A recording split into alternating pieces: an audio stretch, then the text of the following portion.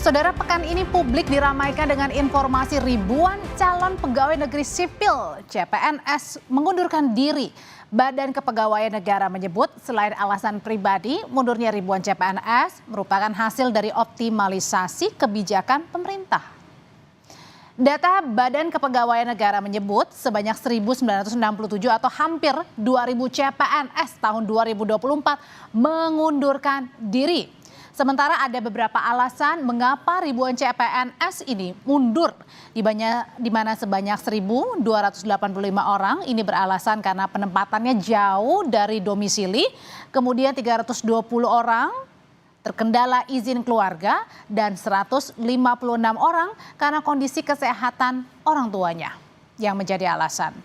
Nah, saudara, berkaca dari masalah yang ada tadi, mundurnya ribuan CPNS tidak hanya sekedar kekosongan jumlah formasi, namun juga perlu dimaknai hilangnya potensi talenta di Indonesia. Selengkapnya kita bahas usai tayangan yang satu ini. Ribuan calon pegawai negeri sipil atau CPNS yang telah lolos proses seleksi pada tahun 2024 lalu mundur. Hal ini terungkap saat rapat dengar pendapat DPR dengan Badan Kepegawaian Negara. Data BKN mengungkap sebanyak 1.967 CPNS mengundurkan diri dari 16.167 yang diterima. Wakil Komisi 2 DPR, Bahtera Banong, mempertanyakan mengapa ribuan CPNS mengundurkan diri di tengah banyaknya orang yang ingin menjadi CPNS. CPNS yang mengundurkan diri ini kan rame beritanya, Pak, mohon dijelaskan di publik agar publik juga tidak bertanya-tanya apa yang menyebabkan mereka melakukan pengunduran diri. Karena saya yakin sebagian besar mereka tidak tahu bahwa ternyata tadi itu yang kampus yang jauh ini sebenarnya juga mereka sebenarnya di kampus yang mereka impi-impikan nggak lulus, kemudian di drop ke sana, publik nggak tahu. Jadi kesannya ada apa ini? Kok rame-rame mengundurkan diri padahal sudah lulus? Di suatu sisi banyak yang ingin menjadi CPNS. Nah, ini jadi problem. Nah, maksud saya itu dijelaskan ke publik sehingga kadang-kadang begini, Pak, tolong dibantu Pak Presiden lah mengkomunikasikan ke publik sehingga publik ini tidak selalu curiga ke pemerintah. Nah, ini penting untuk dijelaskan sehingga publik juga mengerti duduk persoalannya apa yang sebenarnya sedang terjadi. Nah, barangkali dan jika diperlukan, Kepala BKN Zudan Arif Fakrullah menjelaskan, selain dari beberapa alasan, mundurnya ribuan CPNS ini merupakan hasil optimalisasi kebijakan pemerintah. Kenapa, Pak, ini sistem seleksinya jelek begini, banyak yang mengundurkan diri? Jadi Bapak dan Ibu izin kami melaporkan, yang banyak mengundurkan diri sesungguhnya adalah hasil optimalisasi. Optimalisasi adalah kebijakan yang dibuat oleh pemerintah untuk menghindarkan agar tidak terjadi formasi yang kosong. Nah, optimalisasi ini mudahnya adalah aslinya yang bersangkutan tidak lolos, tidak lulus pada formasi yang dilamar. Secara nasional, optimalisasinya kita bisa mendapatkan hasil 16.167 orang. Ini kalau tidak ada optimalisasi berarti ada 16.000 formasi lebih yang akan kosong. Ini tentu akan memboroskan biaya. Karena optimalisasi terisi 16.000 secara normatif. Kemudian setelah diisi dengan optimalisasi ada 1.967 yang mengundurkan diri, 12%. Alhamdulillah masih ada 88% yang tadinya kosong menjadi terisi. Memang benar yang disampaikan Bapak dan Ibu semuanya, bagian terbesar yang disampaikan Pak Longki tadi juga, bahwa karena jaraknya jauh. Nah, ini optimalisasi ini Bapak dan Ibu, kebijakan dari Ibu Menteri adalah pada satu instansi. Nah, karena Kemdiktisaintek itu kampusnya banyak dan tersebar di seluruh Indonesia, maka kendala terbesar adalah jauh dari domisilinya. Ada 5 instansi dengan pengunduran diri terbanyak. Kementerian Pendidikan, Kebudayaan, Riset, dan Teknologi 640 orang, Kementerian Kesehatan 575 orang, Kementerian Komunikasi dan Digital 154 orang, Badan Pengawas Pemilu 131 orang, serta Kementerian PU dan Perumahan Rakyat 121 orang. Berkaca dari masalah yang ada, mundurnya ribuan CPNS tersebut tidak hanya sekedar kekosongan jumlah formasi, namun juga perlu dimaknai hilangnya potensi talenta di Indonesia. Tim Liputan Kompas TV. Saudara, lalu apa yang sebenarnya menjadi penyebab hampir 2.000 CPNS mengundurkan diri, hingga seperti apa solusi terkait dengan hal ini di tengah banyaknya warga yang berbondong-bondong ingin menjadi pegawai negeri sipil atau ASN. Sebutan saat ini kita ulas lengkapnya bersama dengan analis kebijakan publik Trubus Rahadiansyah. Malam, Pak Trubus. Ya, selamat malam, Mbak. Dan juga ada Wakil Ketua Komisi 2 DPR dari fraksi Partai Golkar, Zulfikar Arse Sadikin. Pak Zulfikar, selamat malam. Selamat malam, Audrey. Ya, Pak Zulfikar. Jadi saya mau tahu dulu nih Pak, pada saat kemarin rapat, ini sebenarnya dari Komisi 2 dapat informasinya seperti apa sih? Kenapa banyak hampir 2.000 CPNS yang justru sudah mengundurkan diri, padahal banyak sekali orang yang pengen jadi ASN? Ya, sebenarnya gini Audrey, pada prinsipnya ini sudah diketahui semua pihak, terutama para pelamar CPNS itu ya. Kalau menjadi CPNS, menjadi PNS itu memang harus siap ditempatkan di seluruh wilayah negara kesatuan Republik Indonesia, ditempatkan dimanapun dan ya tentu dengan formasi yang dia lamar ya, itu ya. Lalu sebenarnya seperti yang Audrey bilang, ini menggunakan kalimat Audrey, optimalisasi itu justru digunakan pemerintah agar kita, negara kita ini tidak makin banyak kehilangan talenta-talenta yang bagus untuk mengisi birokrasi kita. Pak Zulfikar, itu kan tadi kalau yang optimalisasi itu dibilangnya dari BKN. Nah, sebenarnya arti optimalisasi ini apa nih? Ya, untuk mengisi formasi yang kosong, yang tidak ada peminatnya atau yang peminatnya kurang. Jadi dari mereka yang daftar di formasi instansi tertentu, ya karena sudah terpenuhi, sudah ada yang mengisi, nah diambilkan ranking berikutnya yang masih qualified ya, secara sistem bekerja, lalu mengisi formasi yang kosong tersebut. Yang tadi sudah dijelaskan oleh Kepala BKN Prof. Zudan. Justru menurut kami ini apresiasi kepada pemerintah. Ini kebijakan yang menurut saya tepat lah ya. Apalagi optimalisasi ini sudah disampaikan juga kepada para pelamar dan terbukti lebih banyak yang bersedia menerima optimalisasi ini daripada yang tidak. 16.167 dibandingkan 1.967 yang mundur. Dan mundurnya sebenarnya kan ada banyak alasan ya, tidak hanya sekedar jauh gitu, ada 12 alasan yang kita bisa terima dari penjelasan BKN itu ya. Hanya saja menurut kita ya kan, mestinya setelah sistem itu bekerja dikonfirmasi ulang lah mereka itu sebelum diketahui oleh yang bersangkutan itu, ditanya lagi untuk memperkecil lagi kehilangan talenta yang sudah kita dapat itu ya, benar-benar masih bersedia apa enggak kalau ditempatkan di sana, mengisi di sana, karena memang di sana butuh daripada itu sudah ditanyakan ya Pak ya? Itu sudah ditanyakan ke CPNS-nya ya yang berniat. Saya gali itu yang belum.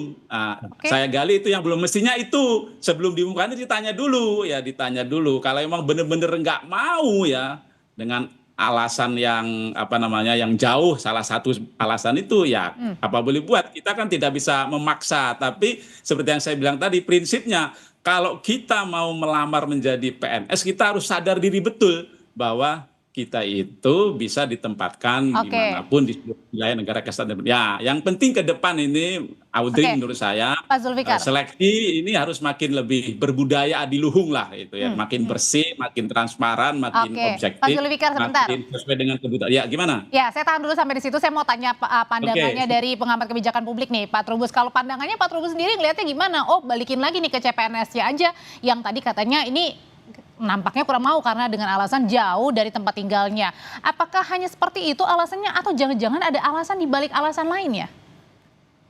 Kalau saya sih menduga gini Mbak, itu selain yang disampaikan Pak Zul itu bagus juga ya ditanyakan, tapi ada mungkin yang perlu diberikan insentif Mas, itu Mbak. Jadi harusnya mereka yang ditempatkan jauh itu diberikan insentif. Kita kan di publik sudah umum tuh, orang mau pindah IKN aja ASN-nya diiming-imingi, yang dapat rumah lah, dapat jangan bla bla bla segala macam. Kenapa mereka ditempatkan di wilayah yang kategori jauh-jauh itu dari domisilinya tidak diberikan satu insentif yang memadai. Harusnya tanggung jawab negara karena kita tetap menjaga supaya talenta-talenta ini tetap istilahnya berjibaku demi kemajuan bangsa dan negara, Mbak. Begitu. Yang kedua, saya melihat memang persoalan ini menjadi muncul karena tidak transparan. Ini kan persoalan ekspektasi sama ini harapan yang diharapkan oleh CPNS ini dengan informasi yang di kenyataan yang ada kan nggak sama, Mbak. Kemudian juga nggak transparan lah terus terang seperti apa begitu. Misalnya tidak kan transparannya seperti apa Pak Trubus contohnya? transparannya itu misalnya kamu mau ditempatkan di tempat yang jauh, misalnya di wilayah 3T taruhlah misalnya terluar terisolasi atau terdepan misalnya begitu. Kalau misalnya dari pendidikan kan banyak kan itu dari Menristek kan, Ristek Dikti lah ya, Dikti misalnya. Karena jadi dosen di sana, berarti saudara itu mendapatkan fasilitas macam-macam ini, termasuk risetnya, termasuk macam-macamnya seperti itu loh, Mbak. Jadi dalam ini ada harapan yang kemudian timbul seolah bahwa di sana saya mendapatkan sesuatu yang lebih dan sifatnya dapat istilah membanggakan lah seperti itu, Mbak. Gitu. Dan kenyataannya itu kan enggak, itu yang akhirnya mungkin jadi membuat CPNS ini akhirnya mengurungkan niat untuk melanjutkan ya. Iya, karena kan dia memandangnya terus sama aja kalau nggak ada beda, orang bedanya ya buat apa jauh-jauh sampai ke sana. Karena persoalan saya lihat itu daftar pertama penolakan itu jauh dari domisili, Mbak. Itu kan persoalan di situ lah. Kalau jauh domisili berarti itu harus dipikirkan lagi bagaimana kemudian mereka supaya istilahnya anak muda itu eye-catching itu menarik, mau gitu ya. Menarik supaya mereka Nah itu gimana tanggapannya Pak Sulfikar?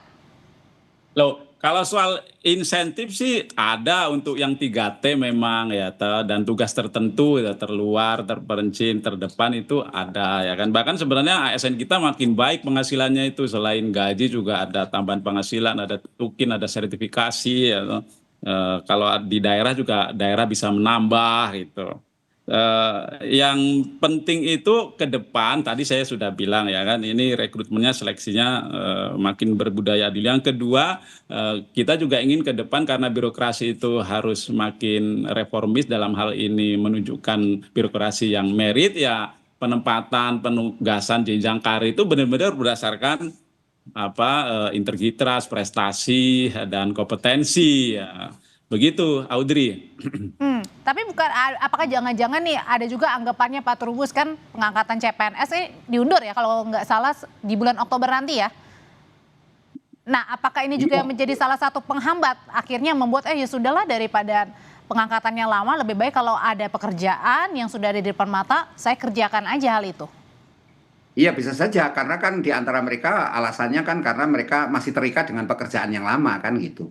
Jadi bisa saja itu terjadi, artinya ini kan persoalan ekspektasi jadinya, Mbak. Jadi kalau itu yang terjadi kan makanya pemerintah ketika menerapkan sistem formasi ini itu betul-betul memperhatikan bagaimana ekspektasi dari CPNS itu gitu dengan tempat yang dia bekerja. Tadi disinggung Pak Zul juga, saya sepakat juga mereka kan sebenarnya dikasih tunjangan banyak sekali untuk 3T, tetapi kan informasi itu barangkali belum sampai kepada calon CPNS itu. Yang terbayang di dia kan gajinya sebagaimana yang terpapar di ini aturan perpres kan gitu. Jadi itulah yang menyebabkan mereka istilahnya jauh-jauh sampai ke sana ya mau ngapain juga kan gitu. Sementara bekerja di sini jauh lebih ini. Dan yang kedua memang anak-anak sekarang itu saya lihat itu memang perubahannya lebih kepada ini suka bekerja yang sifatnya itu informal, Mbak. Kalau ini kan pekerjaan formal seperti ini memang ini perlu di ini ya istilahnya perlu diedukasi lebih baik. Dan yang ketiga saya melihat ada sisi lain, Mbak. Sebenarnya ini kan Permen PAN RB nomor 6 itu kan sanksinya kan sangat ringan kalau mereka, bahkan kalau mereka kategori karena istilahnya ini nggak ada sanksinya, Mbak. Gitu. Oh iya, berbicara soal sanksi berarti ini nggak ada sanksinya Pak Zul kalau misalnya mengundurkan diri?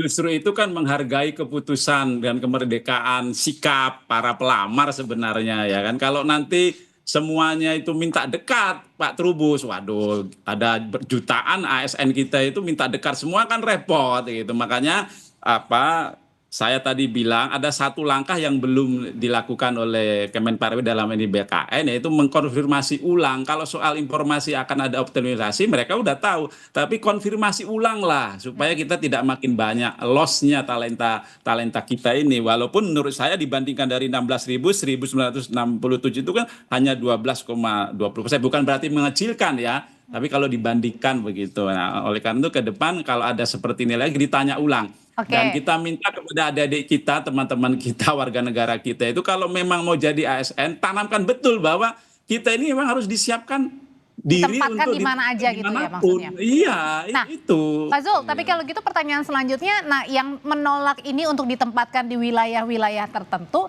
ini diisi oleh siapa nih nanti? Ya, berarti harus nunggu rekrutmen berikutnya kan. Justru sebenarnya kan optimalisasi itu dalam rangka itu. Selain kita jangan sampai terlalu banyak kehilangan talenta, ya toh kita juga memaksimalkan supaya yang sudah ada itu bisa mengisi yang memang membutuhkan sebenarnya kan. Loh, kalau kita dibutuhkan sama negara dan siap mengabdi kepada negara, ya mestinya mau dong. Dan ternyata lebih banyak yang mau loh, Audrey. Bukan tidak ada yang mau atau lebih sedikit yang mau, lebih banyak yang mau daripada yang tidak mau. Nah, tapi kita pun menghargai kalau memang mereka sudah memutuskan, enggak lah aku terlalu jauh atau karena alasan ingin dekat sama orang tua atau ngurus orang tua atau masih ada tidak persetujuan keluarga, ya nggak apa-apa kan. Makanya tidak ada sanksi itu kan Pak Trubus itu. Tapi ya ke depan kita minta itu tadi, tanamkan diri betul gitu ya, harus siap ditempatkan di seluruh wilayah negara kesatuan Republik Indonesia. Namun kan penempatannya seperti yang tadi saya bilang itu makin merit gitu, mutasi promosi ke depan itu bukan karena like and dislike, bukan karena bisa bayar bisa beli gitu Pak Trubus ya. Ya gitu Audrey.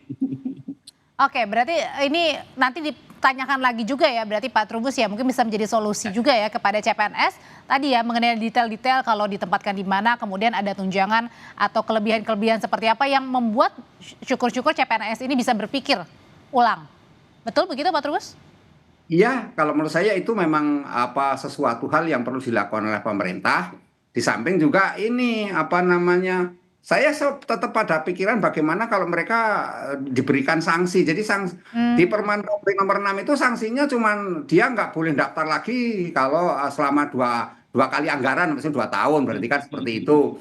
Jadi sanksinya dikasih denda gitu, karena itu bagian dari ini citra pemerintah kan gitu, sehingga mereka tanggung jawab, Mbak.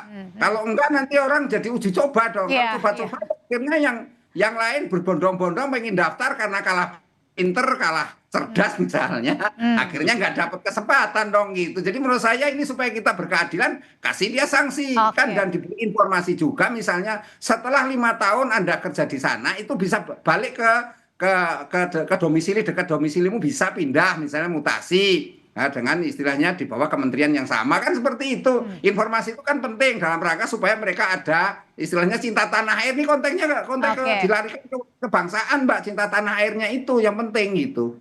Pak Trubus terima kasih, Pak Zul terima kasih, selamat malam semuanya. Terima kasih Audrey. Selamat malam Pak Trubus.